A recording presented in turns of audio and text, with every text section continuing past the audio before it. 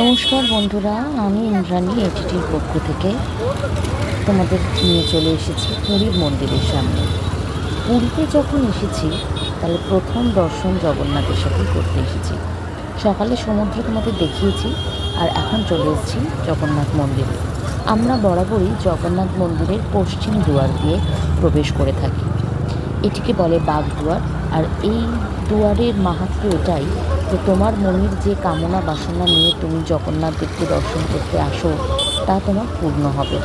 আর এই সেই ধ্বজা, যা প্রত্যেক দিন পরিবর্তন করা হয়। আমি প্রত্যেক দিনই পুরীতে থাকলে জগন্নাথ দর্শন একবার করে করার চেষ্টা করি, কিন্তু এখন খুবই ভিড়। আর এই চলে এসেছি পুরদুয়ারের কাছে। এইখান থেকে আমরা পতিত পাবন জগন্নাথকে দর্শন করব। বহু দূর থেকেই সেটা করা যায়।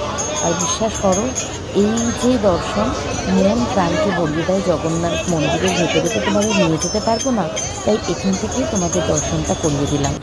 আর এই দেখো, পূর্ব দুয়ার আর দক্ষিণ দুয়ারের মাঝামাঝি জায়গা থেকে পুরীর মন্দিরের রান্নাঘরটা দেখতে পাওয়া যায়। সেই পুরাণ কথিত রান্নাঘর, যে পুরী ধামে স্বয়ং শ্রী বিষ্ণু ভোজনের জন্য আসেন, আর তার ভোগ প্রস্তুত হয় এই রান্নাঘরে। মোট 56 রকমের ভোগ এখানে প্রস্তুত হয়। প্রায় 700টা উনুন জ্বলে এবং প্রতিটি উনুনে 256টি করে হাঁড়ি বসানো হয়। একের ওপর একটি করে বসানো হয়, আর সেই নিচের উনুনের তাপ ওপরের খাবারকে সুসিদ্ধ করে দেয়। দেখার মতো জিনিসই বটে, কী করে যেটা সম্ভব হয়। যদিও বিজ্ঞান এখানে রয়েছে ঠিকই, তবুও আমরা শ্রী জগন্নাথের কৃপা বলেই এটাকে মনে করি। আর দেখো, জগন্নাথ মন্দিরের উপরের ধ্বজাটা সুন্দরভাবে দুলছে হাওয়ায়।